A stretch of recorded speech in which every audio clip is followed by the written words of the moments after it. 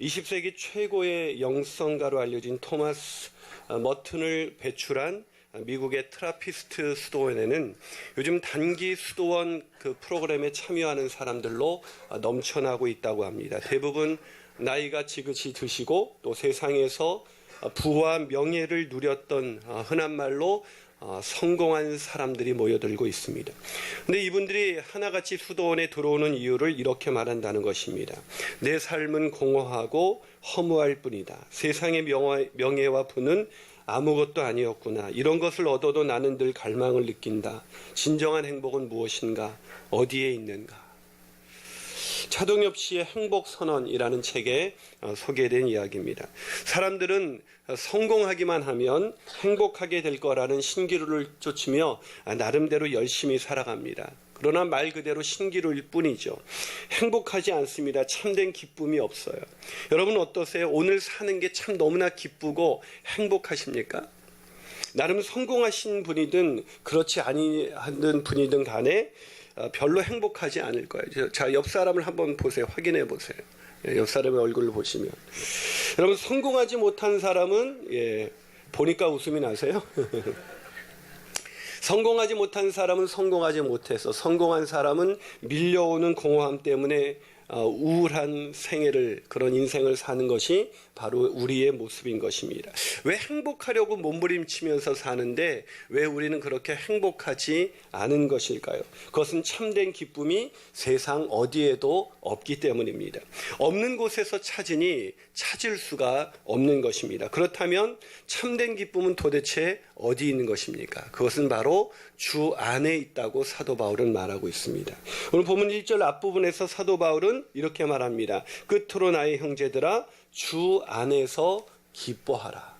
어디서 기뻐하라고요? 주 안에서입니다. 아니 목사님 또 그 얘기예요? 네, 또 그 얘기입니다. 왜냐하면 주 안에서 기뻐할 때만이 참된 기쁨을 누릴 수가 있으니까요. 물론 처음 듣는 이야기가 아니죠. 우리는 다 알고 있습니다. 그런데 사도 바울이 빌립보 교인들이 모르기 때문에 이야기를 또 했을까요? 아니요. 이 얘기를 알고 있으면서도 이 주 안에서 기쁨을 찾는 것이 아니라 세상에서 기쁨을 찾으려고 몸부림치고 있었기 때문입니다. 그래서 세상에서 기쁨을 찾던 빌립보 교인들에게 기쁨이 없었던 것입니다. 그래서 사도 바울이 주 안에서 기뻐하라고 말하고 있는 것입니다. 이것이 얼마나 중요한지 사도 바울은 본문 1절 후반부에서 이렇게 말합니다. 한번 1절 후반부 같이 읽어볼까요? 시작. 너희에게 같은 말을 쓰는 것이 내게는 수고로움이 없고 너희에게는 안전하다. 여러분 느낌이 오세요? 이게 무슨 말이냐면 유진 피터슨의 메시지 성경은 이걸 더 잘 번역해주고 있습니다. 자, 한번 메시지 성경으로 한번 같이 읽겠습니다. 시작. 우리 소식은 이쯤 하겠습니다. 친구 여러분, 하나님 안에서 기뻐하십시오. 전에 편지로 한 말을 되풀이하는 것이 나는 번거롭지 않습니다. 여러분도 그 내용을 다시 들으면서 귀찮아하지 않았으면 합니다. 나중에 후회하는 것보다 안전한 길을 택하는 편이 낫지 않겠습니까? 그래서 다시 적습니다. 뭐라고요? 주 안에서 기뻐하라고요. 여러분 그렇습니다. 주 안에서 기쁨을 찾지 않고 세상에서 찾는다면 나중에 후회하게 될 것입니다.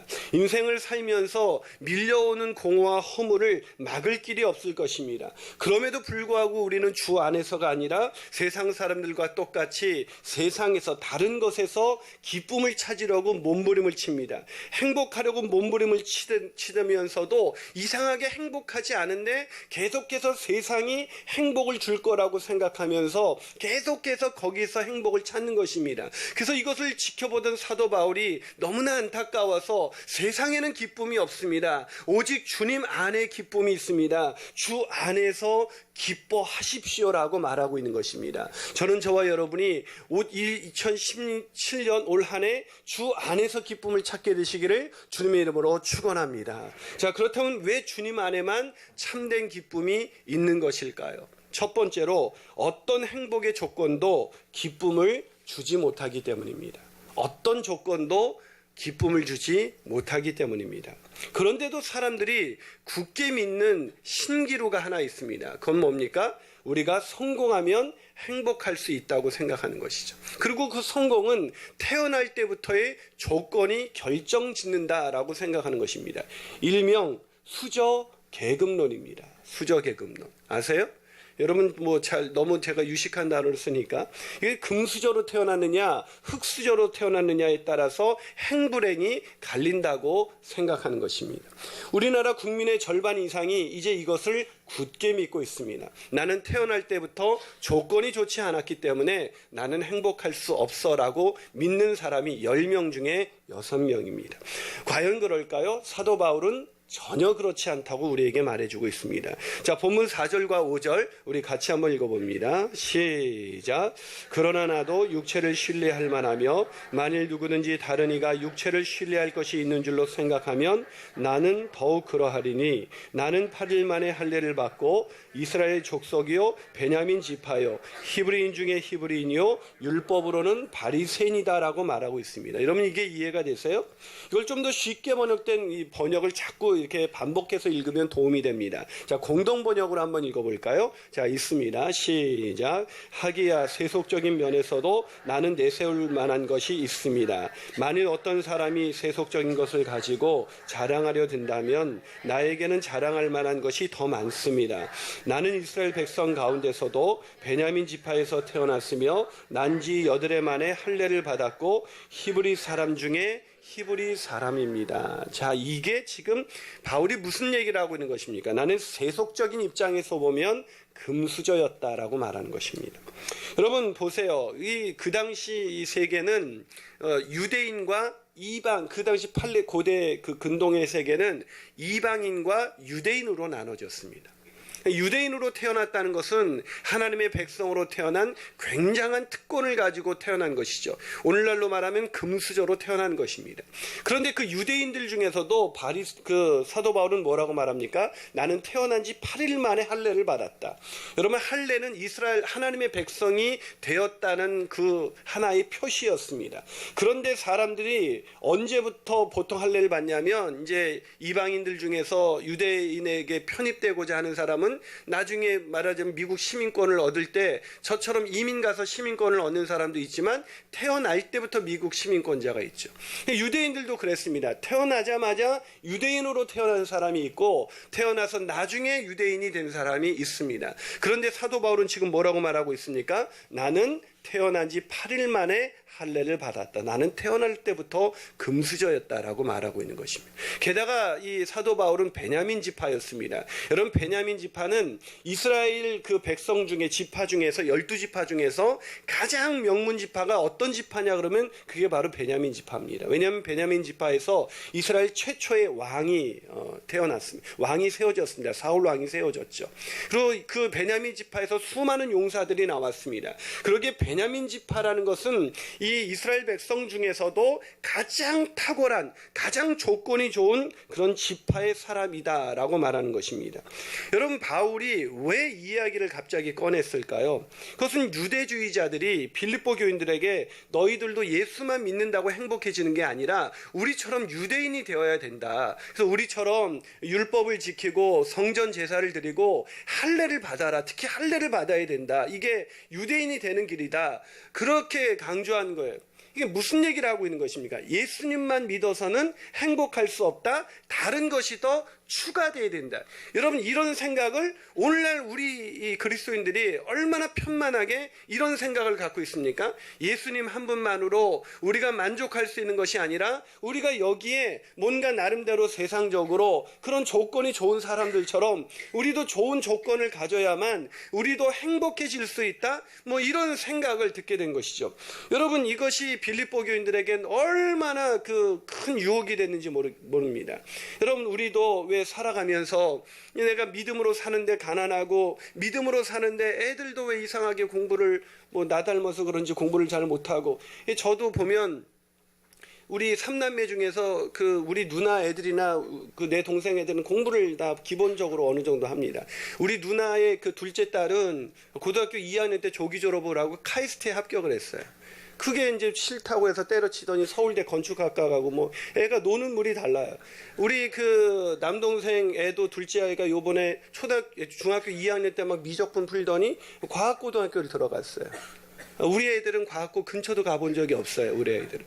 근데 이제 그런 걸 보면 나도 뭔가 뒤처지는 것 같고 저렇게 살다가는 난 뭐 이렇게 불행해지는 것은 아닐까? 뭐 이런 생각을 갖게 되지 않습니까? 여러분, 우리가 신분의 상승, 보다 높은 지위에 올라 보다 더 많은 것을 누리려는 욕망이 누구에게나 있는데 그 욕망을 지금 유대주의자들이 건들고 있는 거예요.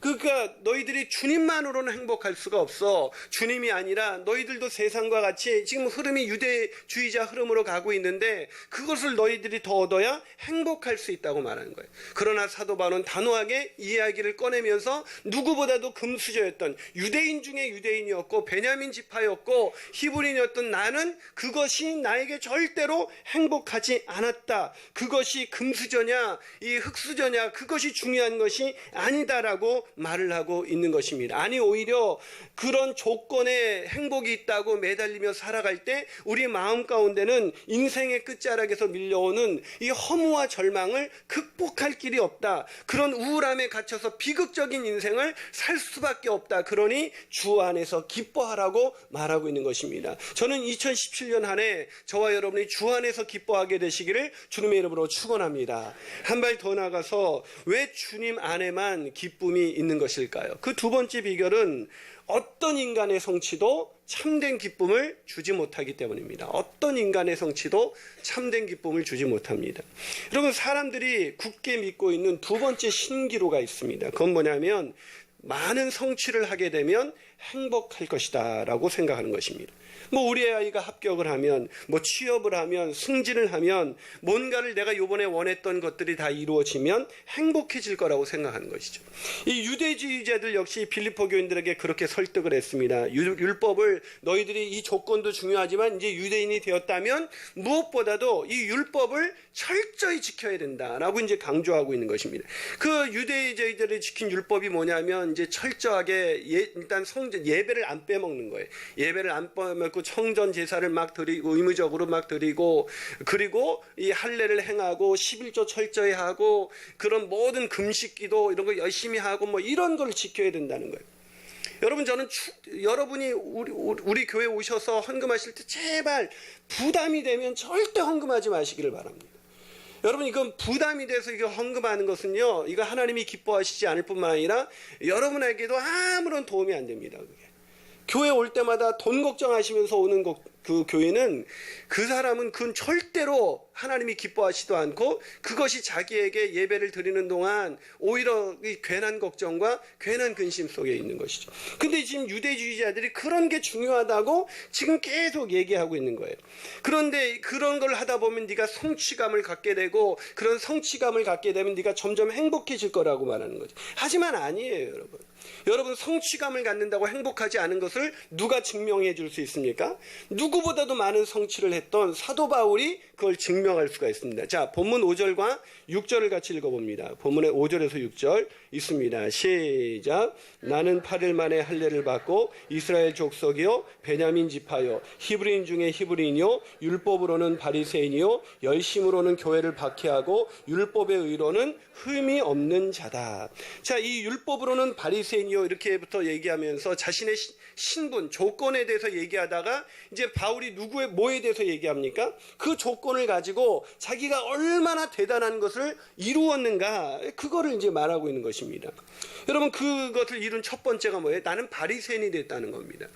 여러분, 우리는 바리새인을 별로 이렇게 취급을 안 해주니까 바리새인이 된 게 뭐 이렇게 대단한가 이렇게 생각할 수 있겠지만 이 바리새인이 된다는 건 쉬운 일이 아니었습니다. 마치 가톨릭에서 추기경 뭐 이런 거 되는 거 뭐 그런 거 같은 거죠. 오늘날 그 바리새인들은 그 당시 굉장히 존경받는 종교인이었습니다. 마치 우리가 김수환 추기경님을 그 존경하고 막 사회에서 그러듯이 이게 그 굉장히 존경받는 그런 사람이 되었다는 거예요, 종교적으로. 그런데 이런 엄청난 것을 이룬 사도 바울이 오늘 본문에서 뭐라고 말하고 있습니까? 본문 7절을 한번 같이 읽어볼까요? 자, 본문 7절입니다. 시작. 그러나 무엇이든지 내게 유익하던 것을 내가 그리스도를 위하여 다 해로 여긴다라고 말하고 있는 것입니다. 여러분, 이게 이해가 돼 황당하지 않습니까? 이거 어떻게, 이 좋은 걸 어떻게 해로 여깁니까? 우린 이거를 어떻게 하면 얻을까? 이것이 우리의 소원이고 2017년 이것이 좀 이루어졌으면 좋겠다는, 이걸 해로 여긴대요.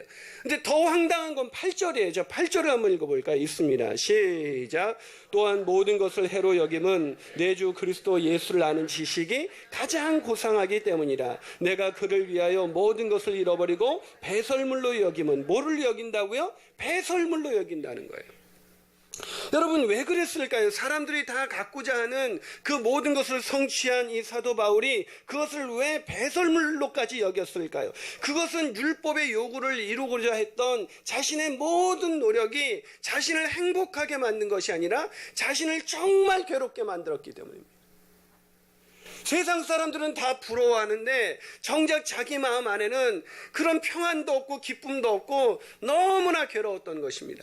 그 괴로움이 얼마나 대단했는지 그렇게 살아갈 때의 심정을 사도 바울이 로마서 7장 24절에서 이렇게 고백하고 있습니다. 자, 로마서 7장 24절을 읽어봅니다. 시작. 오라 나는 곤고한 사람이로다. 이 사망의 몸에서 누가 나를 건져낼 수 있을까? 오라 나는 곤고한 사람이로다. 이 사망의 몸에서 죽고 싶구나. 다른 사람들이 다 부러워할 만한 그런 엄청난 조건과 그 성취를 이룬 이 사도 바울의 이 마음속에는 죽고 싶은 심정이 있을 만큼 너무나 괴롭고 힘겨운 인생을 살아가고 있었다는 것입니다. 사랑하는 여러분, 지난 한 해 이런 세속적인 이 성취를 얻기 위해서 달려갔던 저와 여러분의 인생이 참 행복하고 기쁘고 그런 즐거운 인생이었습니까? 얼마나 고단하셨어요? 얼마나 힘드셨습니까? 그것이 조금만 이루어지지 않으면 그것 때문에 마음이 괴롭고 힘든 그런 시간을 보내지 않으셨어요? 사랑하는 여러분, 세상의 조건과 세상의 성취에는 기쁨이 없습니다. 오직 주 안에만 기쁨이 있다는 걸 믿으시는 저와 여러분이 되시기를 주님의 이름으로 축원합니다. 마지막으로 왜 주 안에서만 참된 기쁨이 있는 것일까요? 그 마지막 이유는 예수 그리스도만이 참된 기쁨을 주시기 때문입니다. 할렐루야. 이건 너무나 분명한 사실입니다. 예수 그리스도만이 참된 기쁨을 주는 것입니다. 이 본문 7절과 8절 앞부분까지 한번 읽어볼까요? 본문 7절과 8절 앞부분이 있습니다. 시작. 그러나 무엇이든지 내게 유익하던 것을 내가 그리스도를 위하여 다 해로 여길 뿐더러 또한 모든 것을 해로 여김은 내 주 그리스도 예수를 아는 지식이 가장 고상하기 때문이다. 자, 왜 그 모든 것을 왜 해로 여길 수밖에 없었어요? 예수 그리스도를 아는 지식이 가장 고상하기 때문이다. 이 고상하다는 말은 그냥 아주 다른 사람들 보기에 아주 세련됐다 이런 뜻이 아니라 세상에서 가장 가치 있는 것이다. 가장 귀한 것이다 라는 뜻입니다. 다시 말해서 세상의 그런 싸구려 기쁨과는 비교할 수 없는 그런 놀라운 기쁨이 바로 예수 그리스도를 알아갈 때 온다는 거예요. 이 주 안에서 기뻐하라는 것이 뭔지를 모르고 평생 그냥 기독교인이 됐는데도 유대인처럼 그렇게 율법주의에 갇혀서 예배드리고 헌금하고 찬양하고 예배 끝나면 얼른 끝나고 오늘 여행 갈 그런 싸구려 기쁨을 그냥 추구하면, 여행 가는 게 나쁘다는 게 아니에요. 오늘 주님의 기쁨으로 충만해지고 나가서 가는 여행이 아니라 그저 여기서 채워지지 않아서 이게 뭔가 나에게 지루한 그런 예배가 되어버려서 나가서 세상에서 싸구려 그 기쁨을 뒤적거리는 그런 불쌍한 인생을 향해서 하나님 오늘 바울을 통해서 내가 다시 말합니다. 내가 이거 말을 하는 게 번거롭지 않습니다. 여러분들도 이것을 지루해하지 않았으면 좋겠습니다. 주 안에서만 기뻐해야 합니다. 이 주 안에서 기뻐하라는 건 명령이라는 걸 기억하세요. 주 안에서 기뻐하라는 것은 어느 날 저절로 그냥 예수님을 믿게 되면 그 다음부터 막 기쁨이 올라오는 게 아니에요. 그런 기쁨은 세상에 없어요. 또 이 기쁨이라는 건, 주 안에서 기뻐하라는 건 내가 오늘 기쁘지 않은데 일부러 기쁜 척하면서 나 기뻐요 할렐루야 이렇게 하면서 그렇게 사는 게 아니에요. 주 안에서 기뻐하라는 것은 주님을 아는 지식을 더 알아가면 알아갈수록 너희가 기뻐할 수밖에 없다. 그러니 주님과 깊은 묵상에 들어가라. 주님을 아는 지식을 더 배워가라. 주님을 아는 지식에 여러분이 더 깊어져 가면 깊어져 갈수록 그 주님을 아는 그 기쁨으로 인해서 이길 수 없는 놀라운 그 축복과 기쁨이 너희들 가운데 올 수밖에 없다는 거예요. 왜요? 주님을 아는 지식이 가장 고상하기 때문에. 그것이 가장 큰 기쁨을 주는 거예요. 이것이 얼마나 놀라운 기쁨이었는지 핸드릭슨이라는 사람은 이 주님의 기쁨을 이렇게 설명했습니다. 빌립보서에서 솟아오르는 태양 앞에서 모든 별이 꼬리를 갖추듯이, 그리고 크고 값진 진주 앞에서 모든 보석들이 광채를 잃어버리듯이 바울에게 있어 내 주 그리스도 예수와 깊은 교제 앞에서 그 밖의 모든 것들은 빛을 잃었다. 무슨 말입니까? 억지로 예배하기 위해서 온 것이 아니라 그것이 너무나 기뻐서 그 기쁨 때문에 다른 기쁨은 너무나 시시해져 버린 거죠. 이걸 어떻게든 위대하게 이런 엄청난 거지만 내가 그래도 포기했습니다가 아니라 주님을 아는 지식이 가장 고생해서 그걸 알아가면 알아갈수록 별것 아닌 이거에 내 눈을 돌릴 필요가 없고, 아니 그거에 의지하다 보면 아무것도 아닌 것 같아서 그걸 해로 여기고 배설물로 여긴 거예요. 사랑하는 여러분, 2017년 한 해를 시작하면서 저와 여러분 가운데 이 놀라운 기쁨이 있으십니까? 1931년 미국의 보험회사에서 세일즈맨으로 일하고 있던 한 사람이 NBC 라디오 공개방송에서 노래를 할 수 있는 기회를 얻었습니다. 그리고 그 노래는 전 미국 국민을 매료시키고 그는 일약 스타덤에 올랐습니다. 오늘날로 말하면 이제 K-팝 스타 같은 데 나와서 스타가 된 것이죠. 방송 제의가 들어오고 여기저기에서 돈과 인기가 주어지는 길이 열렸습니다. 하지만 돈과 명예와 인기가 주어지는 길이 열렸는데 청년의 마음은 그렇게 기쁘지가 않았어요. 청년은 그 자리에서 두려운 마음이 들면서 기도하기 시작했습니다. 그리고 같은 시각에 그의 어머니도 TV를 통해서 그걸 보고 아들의 그 되어가지는 일을 보고 그것이 오히려 기쁘지 않아서 그의 어머니도 그 청년을 위해서, 아들을 위해서 기도하기 시작했습니다. 그의 어머니는 그렇게 기도하다가 사랑하는 아들 책상 위에 작은 쪽지 하나를 조용히 갖다 놓았습니다. 거기에는 밀러라는 부인이 쓴 그의 어머니가, 그 청년의 어머니가 자주 애송하던 성시가 있었습니다. 집으로 돌아온 그 청년이 그 성시를 읽습니다. 그리고 그 성시를 읽다가 갑자기 뜨거운 눈물을 흘리기 시작합니다.